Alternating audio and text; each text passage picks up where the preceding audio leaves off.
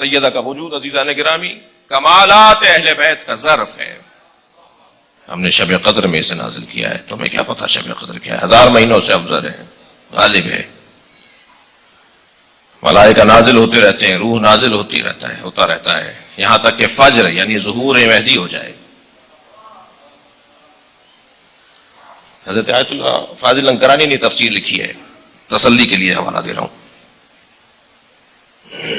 یہ تفسیر جو ہے یہ شب قدر فاطمہ زہرا ہے، جو نازل ہوئے ہیں ان میں یہ قرآن ناطق ہیں، اس ظرف میں قرآن ناطق ہیں.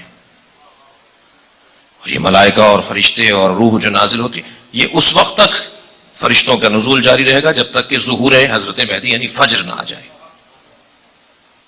جاری رہے گا. عزیزان گرامی، جناب سیدہ کے بارے میں یہ فرمان کے مولا علی مردوں کے لیے نمونہ عمل، جناب زہرا عورتوں کے لیے نمونہ عمل. رسالت مآب اسوہ حسنہ ہے، عورتوں کے لیے اسوہ حسنہ جناب زہرا کی ذات. اچھا کچھ ہمیں سہارا بھی ملتا ہے، وہ بات ٹھیک بھی ہے کہ نبی نے فرمایا فاطمہ تو بضعۃ منی، فاطمہ میرا حصہ ہے، میرا ٹکڑا ہے.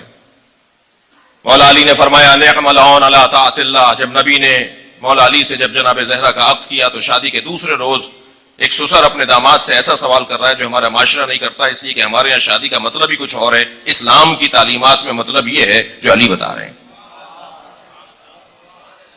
فرمایا بتاؤ تم نے میری بیٹی کو کیسا پایا؟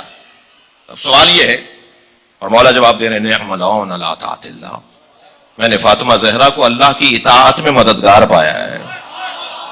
ارے جملہ میں کہہ دوں آپ کی سماعتوں کے لیے، جو پوری کائنات کے لیے مشکل کشا ہو اس کی مشکل کشا کو زہرا کہتے ہیں.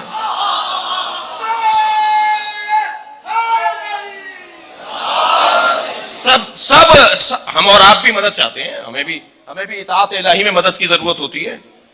مولا علی کے لیے مددگار، اطاعت الہی میں نے فاطمہ کو بہترین مددگار پایا ہے، اطاعت الہی میں.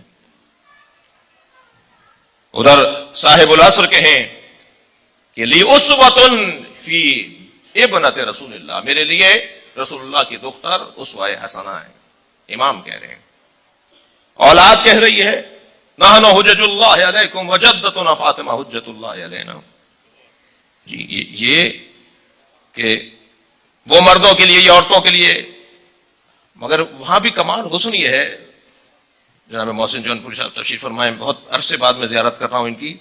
کمال یہ ہے کہ وہاں مرد 11 ہوں تو مل کر نمونہ عمل، یہاں ایک فاطمہ نمونہ عمل ہے. لیکن عزیزان گرامی اس سے زیادہ بالا تر بات ہو، حضرت آیت اللہ جوادی عاملی نے سیدہ کی عظمت کے اوپر جو مکمل ان کی کتاب ہے اس کے اندر وہ فرماتے ہیں کہ سیدہ کے لیے یہ تقسیم کرنا کہ مردوں کے لیے نبی نمونہ عمل، عورتوں کے لیے زہرا سیدہ نمونہ عمل، یہ تقسیم کرنا احتیاط سے ہٹ کر ہے. اس لیے کہ سیدہ مسائل جنسیت سے بالا تر ہیں.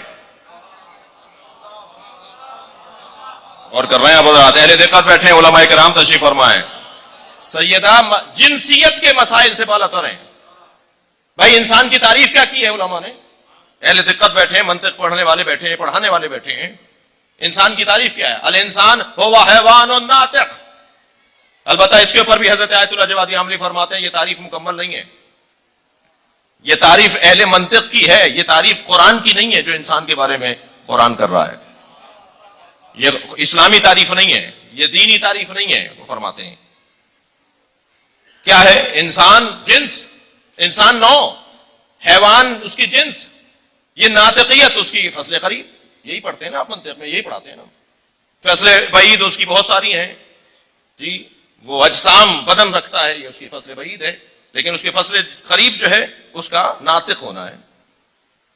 انسان ایک نوع ہے جس کے جنس یہ ہے کہ وہ ناطق ہے، حیوان ہے. اور ناطق یہ کہ وہ تمیز دلا رہا ہوتا ہے دوسرے حیوانوں کے ساتھ، وہ عام حیوان نہیں ہے. ایسا ہی ہے. یہ نوع کی بات کریں آپ، یا آپ جنس کی بات کریں، یا آپ فصل کی بات کریں، کہیں مؤنث مذکر کا ذکر آیا؟ انسان کی تعریف میں عورتیں بھی تو ہے نا. انسان اب جیسے فارسی میں کہتے ہیں مردم، اردو میں کہتے ہیں لوگ. بہت لوگ آئے تھے، ان لوگوں میں لوگ کے لفظ میں عورتیں اور مرد دونوں شامل ہیں نا. بھائی آپ کی عنایت، آپ کی توجہ کا شکریہ. فارسی میں کہتے ہیں مردم، اس میں مرد اور دونوں شامل ہیں نا. تو انسان کی تعریف میں تو مؤنث مذکر کی بات ہی نہیں ہے. نہ حیوان ناطق ہونے میں تانیث و تذکیر ہے، نہ انسان ہونے میں تانیث و تذکیر ہے. ایمان کے لیے کیا ضروری ہے؟ ایمان کے لیے کیا ضروری ہے؟ عقل، روح. جی وہ مؤنث مذکر نہیں ہے. بدن مؤنث مذکر ہوتا ہے، لیکن روح مؤنث مذکر نہیں ہوتی. تو جو ہے نا، روح مؤنث مذکر نہیں ہوتی. اللہ تک پہنچنے کے لیے، کمالات کے حصول کے لیے، درجات اولیاء تک لا جانے کے لیے بدن ضروری ہے یا روح؟ روح. یہ روح انسان کو کمالات تک پہنچاتی ہے. اچھا، جس کی روح مضبوط ہے وہ کمالات تک پہنچے گا. یہ تو مرکب ہے، یہ جو بدن ہے.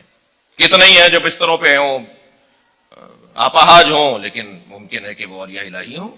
ان کا بدن تو کام نہیں کر رہا، مگر روح ان کی بڑی بلند ہے. اور شاید کارنامہ ہی یہ ہے کہ ان مجلسوں کے ذریعے سے روحوں کو بلند کیا جائے. بدنوں کا تو اگر بدنوں کو معیار بنایا جائے گا تو ہاتھی کا بدن زیادہ قوی ہے، اونٹ زیادہ مضبوط ہے، لمبا ہے بہت. تو معیار فضیلت یا عنوان بدن نہیں ہے، روح ہے نا. روح مؤنث مذکر نہیں ہوتی. سیدہ مسائل جنسیت سے بالا تر ہے. یہ عنوان نہیں ہوگا عورتوں کی یہ نمونہ عمل ہے. سیدہ تمام عالم کے لیے نمونہ عمل ہے. بھائی کیا اس سے زیادہ کوئی بات ہوگی کہ معصوم کہے میرے لیے نمونہ عمل ہے،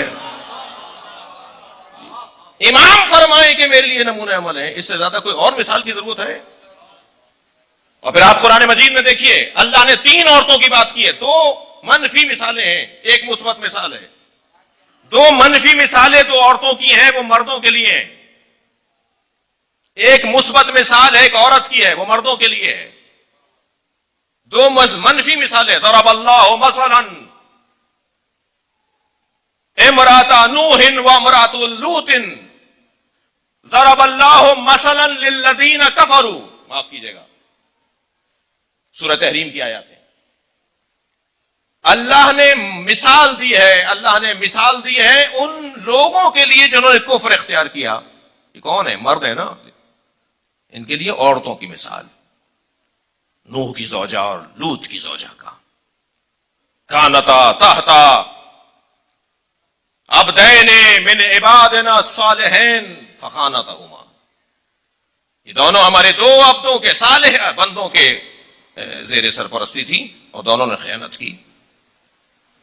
یہ مثال عورتوں کی ہے مگر مردوں کے لیے. کیا مثال ہے؟ خیانت نہیں کرنا. یعنی خائن مرد ہو یا عورت قابل مذمت ہے. ایک محترم بی بی کی مثال دے رہا ہے اللہ. ضرب اللہ مثلا للذین آمنوا، صاحبان ایمان کے لیے ایک عورت کی مثال. صاحبان ایمان کے لیے ایک عورت کی مثال کیا ہے؟ امرأۃ فرعون اذ قالت یا رب ابن لی عندک فی الجنہ بیتا. اس کو آپ اور بہتر بھی کر سکتے ہیں. ایک عورت کی مثال، خاتون کی مثال حضرت آسیہ کی مثال جو فرعون کی زوجہ ہیں. وہ بھی مردوں کے لیے مثال دی جا رہی ہے مگر صاحبان ایمان کے لیے. یعنی مومن مردوں کے لیے ایک عورت کی مثال، کافر مردوں کے لیے 2 عورتوں کی مثال. اب میں ان 2 عورتوں کا اسی سورہ تحریم میں جو ذکر ہے اس کی طرف نہیں جانا چاہتا. آپ کی طبیعتوں پر کہیں کی رانی نہ آ جائے کہ صاحب تبرہ ہو گیا. سلوات پڑھے ذرا محمد و آل محمد.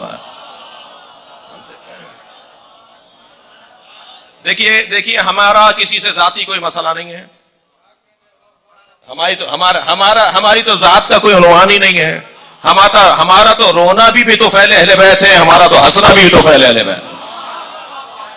قرآن 2 عورتوں کا ذکر کر رہا ہے جنہوں نے نبی کو تکلیف پہنچائی اور اللہ نے کہا کہ اگر ان تتوبا، اگر تم دونوں نے توبہ بھی کر لی نا تو فزغت قلوبکما، تو تمہارے دل جو ٹیڑھے ہیں نا وہ ٹھیک ہونے والے نہیں ہیں، وہ زنگ باقی رہے گا، تمہارا دل ایسا ہو گیا ہے.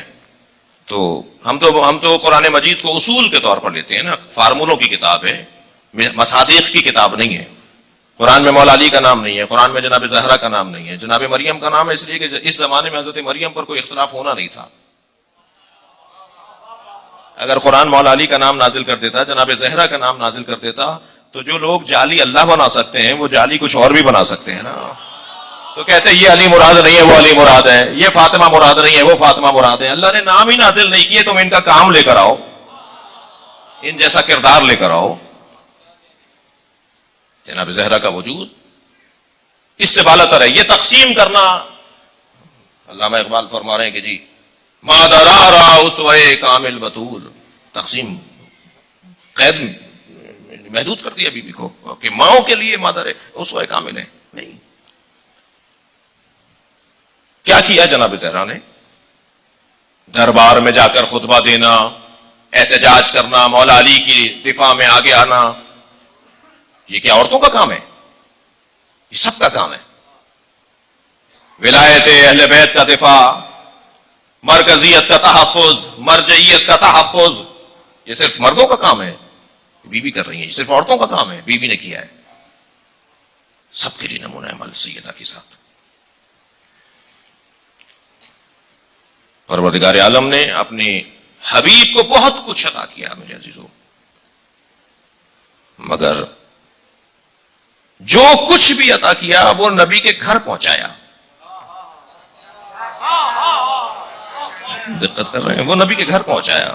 ایک ایسا وجود دینا چاہتا ہے جس کے لیے نبی آپ کو آنا ہوگا.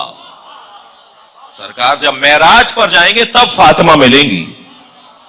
اور آپ کی توجہات ہے کہ نبی کو جو معراج پر لے جائے گا، معراج کی 2 یادگاریں ہیں جو نبی کے پاس ہیں. ایک اللہ کی گفتگو علی کے لہجے میں، جب بھی اس یادگار کو تازہ کرنا چاہتے ہیں تو علی کو ڈھونڈتے ہیں. اور ایک جنت کی خوشبو، جب نبی جنت کی خوشبو کے طالب ہوتے ہیں تو جناب زہرا کو سونگھتے ہیں. اہل سنت کی روایت، ہمارے یہاں کیا ہے؟ بوسہ دیتے ہیں. اہل سنت کہتے ہیں کہ نبی زہرا کو سونگھتے تھے. حدیث کہا یا رسول اللہ سب لوگ اپنے بچوں کا بوسہ لیتے ہیں، آپ سیدہ کو سونگھتے ہیں؟ فرمانے لگے جب میں جنت کے پھلوں اور پھولوں کا مشتاق ہوتا ہوں تو میں سیدہ کو سونگھتا ہوں، سیدہ سے مجھے جنت ملتی ہے. سن لیا آپ نے؟ سب کی جنت وہ باغوں والی جنت ہے، نبی کی جنت فاطمہ زہرا ہے. نبی کو فاطمہ، اللہ اکبر. اپنے اصحاب سے فرمایا یہ دروازہ دیکھ رہے ہو،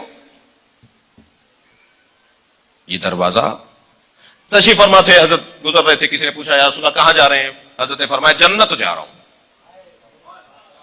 کہا یا رسول اللہ دوبارہ فرمائیے کہاں تشریف لے جا رہے ہیں؟ کہا میں جنت کی طرف جا رہا ہوں. پھر فرمایا یہ جو زہرا کا دروازہ دیکھ رہا ہوں یہ میری جنت ہے، جب میں یہاں جاتا ہوں تو مجھے سکون ملتا ہے، مجھے جنت کا لطف ملتا ہے. عزیزان گرامی، سیدہ کی زندگی کے عظیم ترین پیغامات،